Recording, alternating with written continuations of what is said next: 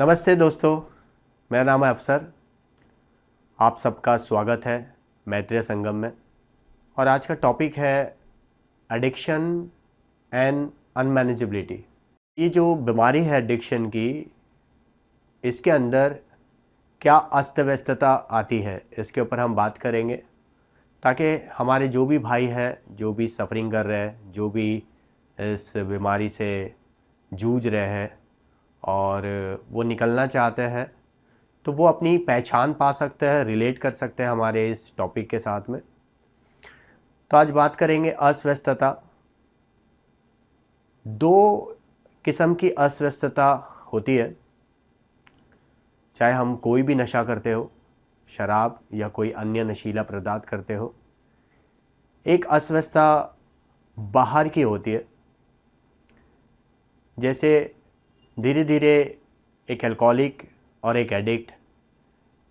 उसका नशा जब बढ़ता रहता है तो वो अपने जीवन की जो भागदौड़ होती है, जो जिम्मेदारियां होती है, जो उसका परिवार होता है या बीवी बच्चे होते हैं या माता पिता होते हैं, इन सारी चीज़ों से वो डाइवर्ट हो जाता है। क्योंकि नशा करना और नशा कहाँ से लाऊं और नशे के लिए क्या साधन ढूंढूं, क्या तरीके ढूंढूं, इसी के अंदर उसका दिमाग अटका हुआ रहता है और वही उसके अंदर थॉट्स बार बार आते रहते हैं और वो अपने आसपास की जो भी जिम्मेदारियां होती हैं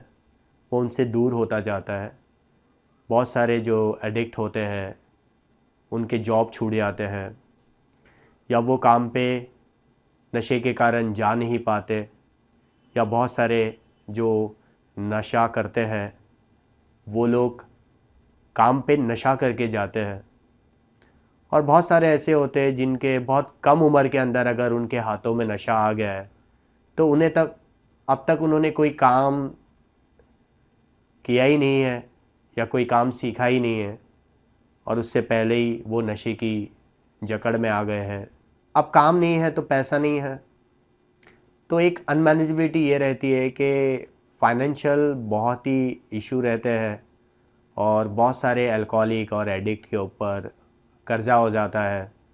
तो वो डेप्ट हो जाता है उनके पास। और बहुत सारे ऐसे भी होते हैं जो कि परिवार वाले काम करते हैं और वो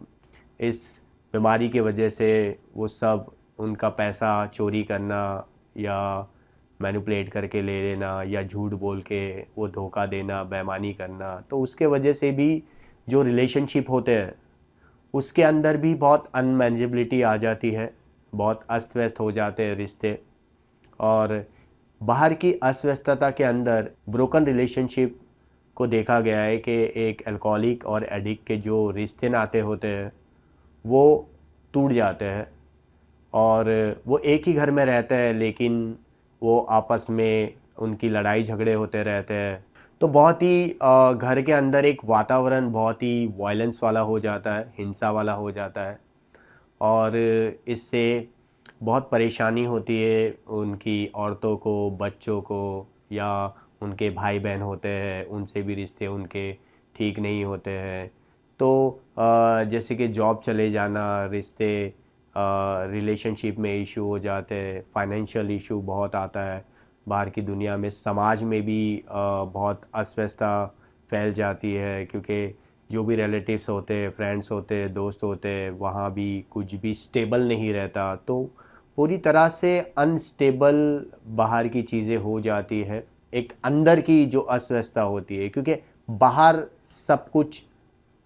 ख़राब हो रहा है, बाहर सब कुछ बर्बाद हो रहा है, सब अनमैनेजेबल हो रहा है। क्योंकि ना उसका कोई नशे के अंदर ना वो टाइम को मैनेज कर पाता है, ना ही काम को मैनेज कर पाता है, ना ही वो पैसा मैनेज कर पाता है, ना ही वो रिश्ते मैनेज कर पाता है। तो ये सारी चीज़ें अनमैनेजेबल हो जाती है, जिसकी वजह से उनके अंदर जो उनके खुद के विचार होते हैं, जो खुद की भावनाएं होती है, वो भी पूरी अस्त-व्यस्त हो जाती है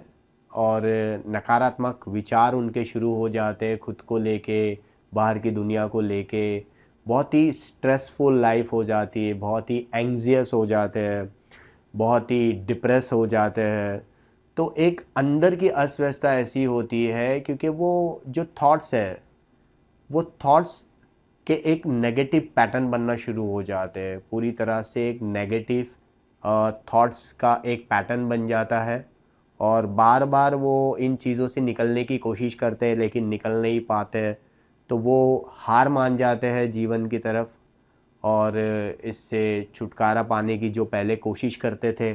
अब वो ये अस्त-व्यस्तता बढ़ती जाती है जिसकी वजह से अब वो कोशिश करना भी छोड़ देते हैं। तो जितना नशा बढ़ता रहता है उतनी अनमैनेजेबिलिटी बढ़ती रहती है इनकी और इनके जो इमोशंस होते हैं, क्योंकि थॉट्स अगर नेगेटिव होए तो ये पूरी तरह से जो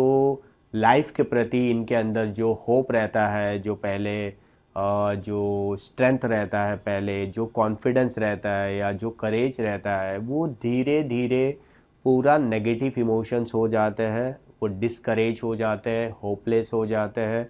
पूरी तरह से इरिटेट हो जाते हैं, फ्रस्ट्रेट हो जाते हैं और वो अंदर ही अंदर उनके बहुत ही इमोशनल टर्मोइल्स कह सकते हो आप कि भावनात्मक रूप से उनका जो एक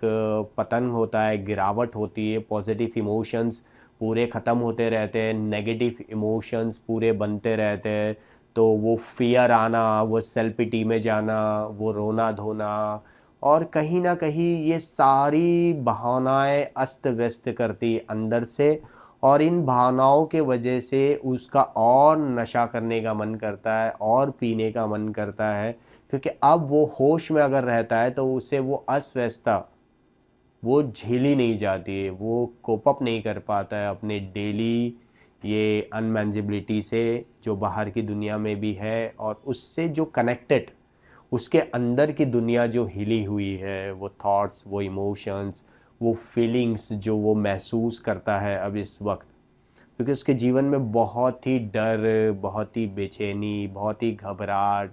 और ये सारी एक भावनाओं के भवंडर के अंदर उसके इनर अनमैनेजेबिलिटी के वजह से उसका जो रिएक्शन होता है, वो जो इमोशंस के जो रिएक्शंस होते हैं और वो जो एक्शन होते हैं, वो वापस से वही लूप में एक्शन होते हैं। मतलब उसका फिर एक्शन नशे की तरफ ही जाता है, उसका पूरा जो रिएक्शन होता है, वो अपने इस इमोशनल पेन को दबाने के लिए नशा करता है, इनसे ओवरकम होने के लिए नशा करता है, चाहे अब वो स्ट्रेस में है, इरिटेशन में है, फ्रस्ट्रेट है, उसको डर लग रहा है, घबराहट हो रही है, तो अब उसे कोप अप होने के लिए नशा चाहिए।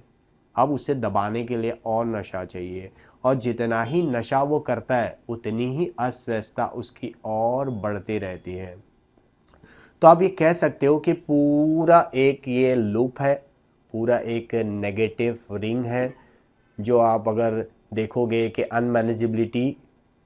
से क्रिएट होता है कुछ थॉट्स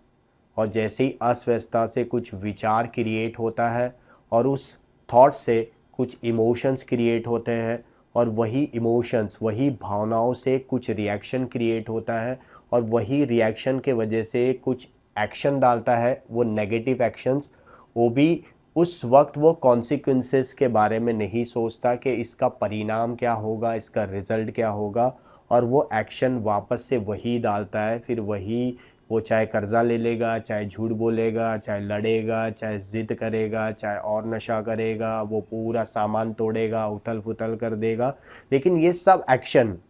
के वापस से वही कॉन्सिक्वेंसेस होते हैं, मतलब और अनमैनेजेबिलिटी। तो ये पूरा एक सर्कल है अनमैनेजेबिलिटी का और ये बढ़ता रहता है, मतलब वो शारीरिक रूप से भी उसका पतन होता है, मानसिक रूप से भी उसका पतन होता है, भावनात्मक रूप से भी उसका पतन होता है और वो आध्यात्मिक रूप से भी वो शून्य की तरफ होते जाता है, क्योंकि वो डिजीज़ के अंदर, एडिक्शन के अंदर वो अपने एथिक्स के साथ, अपने मॉरल्स के साथ भी सौदा कर रहा है, क्योंकि उसकी फीलिंग्स, उसके इमोशंस अभी पूरी तरह से अस्त व्यस्त है, वो अंदर से भी और बाहर से भी, जिस वजह से वो बार बार वही चीज़ को दोहराते रहता है, वापस नशा और नशा और नशा। अब उसकी जीने की रुचि ही ख़त्म हो जाती है। बस वो चाहता है कि अब मेरा ज़िंदगी ख़त्म हो गई है, अब मैं ऐसे ही पीते पीते मर जाऊंगा, अब मेरा कुछ होने वाला नहीं है और मैं नशा छोड़ नहीं पाऊंगा। अब वो कोशिश करना भी छोड़ देता है, वो गिव अप कर लेता है, हार मान लेता है। लेकिन जब हम इस बात को एडमिट करते हैं कि हम एक अल्कोहलिक है, या हम इस बात को स्वीकार करते हैं कि हम एक ड्रग एडिक्ट है, हमें ये एडिक्शन की बीमारी है और हमारा जीवन अस्त व्यस्त हो गया है, तो जब हम अपनी अनमैनेजेबिलिटी को एक्सेप्ट करते हैं कि इतने साल से जो मैं नशा कर रहा हूँ, जिसके वजह से मेरे जीवन के हर एक क्षेत्र में, जीवन के हर एक एरिया में नुकसान हो रहा है, डैमेज हो रहा है, बर्बादी हो रही है, जब वो अपनी अनमैनेजेबिलिटी को लिखता है या अपनी अतीत की उन सारी चीज़ों को जब वो देखता है, तब उसे एहसास होता है कि इतने सालों का जो नशे का एक सफ़र था, उसके अंदर उसने क्या क्या चीज़ें पूरी अस्त व्यस्त कर दी है। अब एक दिन के हिसाब से उसे नशे से दूर रहना है और फिर धीरे धीरे वो अपने जीवन के हर एरिया में एक मैनेज करने के लिए तैयार होता है और अपनी अस्वस्थता को स्वीकार करने का है, अपनी अस्वस्थता के प्रति समर्पण होने का है और उसे ईमानदारी से अपनी अस्त व्यस्तता को देखना पड़ेगा। किसी रिकवरिंग एडिक्ट के साथ में बैठ के उसे बात करना पड़ेगा और उसे हर एक एरिया के बारे में लिखना पड़ेगा कि ये मेरे जीवन का ये एरिया कितना अस्त व्यस्त है, पैसे को लेके, परिवार को लेके, काम को लेके, खुद को लेके। तब वो सारी चीज़ें को वो रिलेट कर पाएगा कि मैंने जब नशा शुरू किया था तो वो मैंने एंजॉय के लिए किया था, मज़े के लिए किया था कि नशा मुझे वो मज़ा देगा, वो एंजॉय देगा, खुशी देगा। लेकिन ये कई सालों के नशे के ये सफरिंग के अंदर ना तो आज वो खुशी है, ना वो आज मज़ा है। और बहुत सारे अल्कोहलिक एडिक्ट नशा उठाते ही है मज़े के लिए और खुशी के लिए, लेकिन अंत में नशा उन्हें दुख और वो असंतुष्टि और वो परेशानियाँ, वो तकलीफ़ें दे देता है। तो दोस्तों, आप हमारे साथ जुड़ सकते हो हमारे मैत्रेय संगम कम्युनिटी में, और इसमें जुड़ने का कोई भी फ़ीस नहीं है, ना कोई फॉर्म भरना है, ना आपको कुछ करना है। बस आप हमारे जो नीचे ईमेल एड्रेस दिया गया है या जो नंबर दिया गया है, आप हमसे संपर्क कर सकते हो और हमारी कम्युनिटी में आप ज्वाइन हो सकते हो। या आपके घर परिवार में कोई भी नशा करता है या बहुत सफरिंग में है, दर्द में है, परेशानी में है, तो आप उसे भी ज्वाइन करा सकते हो। और आगे हम लोग परिवारों के लिए भी बहुत सारे ऐसे टॉपिक्स लाने वाले हैं। और हमारा ये जो मैत्रेय संगम का सेगमेंट्स है, एक सेगमेंट्स है कि डिजीज़ ऑफ एडिक्शन, दूसरा मेंटल हेल्थ है और तीसरा स्पिरिचुअलिटी है। तो इसमें आप जो भी संबंधित हो मेंटल हेल्थ से, आप ज्वाइन हो सकते हो। उसके एक अलग टॉपिक्स होंगे, स्पिरिचुअलिटी के एक अलग टॉपिक्स होंगे, और हमारा जो डिजीज़ ऑफ एडिक्शन के जो विषय चालू है वो हम कंटिन्यू अलग अलग टॉपिक्स पे हम लोग बात करते रहेंगे। तो प्लीज़ जॉइन अस, जो भी ज्वाइन होना चाहता है। और आज हमने बात की थी एडिक्शन और उसकी अस्वस्थता के ऊपर, और फिर हम मिलेंगे, मुलाकात करेंगे हमारे नेक्स्ट एपिसोड के अंदर एक अलग टॉपिक लेके, एक अलग विषय लेके, क्योंकि एडिक्शन की बीमारी बहुत ही वास्ट है और ये हमारे जीवन के हर एरिया में कहीं ना कहीं बर्बादी ला रही है, डैमेज ला रही है। तो हम अलग अलग चीज़ों से जो एडिक्शन से संबंधित है उसके ऊपर हम लोग बातचीत करते रहते हैं और बहुत सारे अनुभव हम आपके साथ लेके आने वाले।